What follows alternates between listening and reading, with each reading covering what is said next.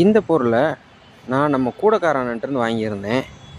இது கிட்டத்தட்ட ஒரு 450 ரூபா டெலிவரி சார்ஜோடு சேர்த்து வந்துச்சு.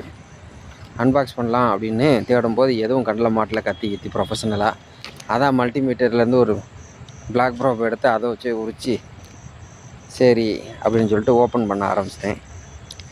என்னன்னு பெருசாக ஒரு பெரிய டிவைஸு அப்படிலாம் இல்லை. நீங்கள் பார்த்தீங்கன்னா உங்களுக்கே தெரியும். இது சோலார் பேனல்லேருந்து வர்ற இரெகுலரான வோல்டேஜ் கரண்ட்டை ரெகுலேட் பண்ணி அதை சார்ஜிங் பண்ணுறதுக்காக பேட்டரிக்கு சப்ளை பண்ணக்கூடிய அண்ட் பேட்டரியிலேருந்து நம்மளுடைய பவர் சப்ளைக்கு அனுப்பக்கூடிய ஒரு கன்வெர்ட்டர் டிவைஸ்.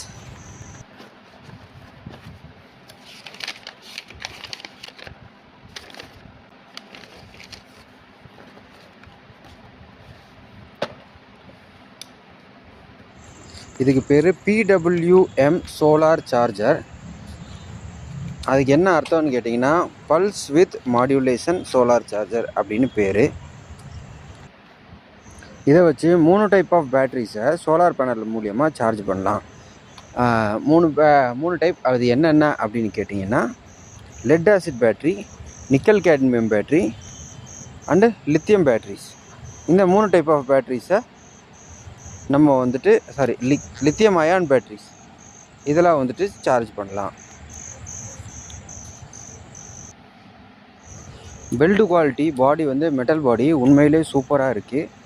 பர்சனலி எனக்கு பிடிச்சிருக்கு.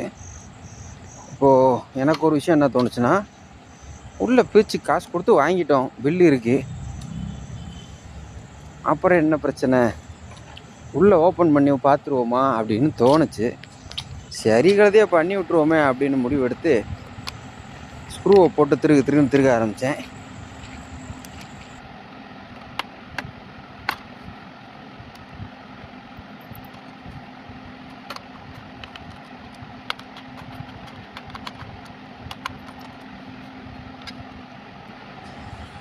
உள்ள பிசிபியுமே பிளாக் கலரில் ப்ரீமியமாக நல்ல ஹை குவாலிட்டியில் பார்க்குறதுக்கு செம்மையாக இருந்துச்சு. ஆனால் என்னென்னா அவ்வளோ பெரிய பிசிபிக்கு ஒரே ஒரு ஸ்க்ரூ தான் ஹோல்டராக கொடுத்துருக்கான். அட்லீஸ்ட் லெஃப்ட் அண்ட் ரைட்டு 2 ஹோல்டராக கொடுத்துருக்க கூடாதாடா அப்படின்னு மனசு நினச்சிட்டு அந்த ஒரு ஸ்க்ரூவையும் கலட்டினேன். ஃப்ரண்ட் போர்ஷனை பார்க்கலாம் அப்படின்னு சொல்லிட்டு ஸ்க்ரூவை ரிமூவ் பண்ணிட்டு எடுத்தால் 2 விரலே அழகாக வெளியில் வந்துருச்சு. நீங்களே பாருங்கள் எவ்வளோ ப்ரீமியமாக பார்க்குறதுக்கே சூப்பராக இருக்குங்க. உண்மையிலே பிசிபி எனக்கு பர்சனலி ரொம்ப பிடிச்சி போச்சு.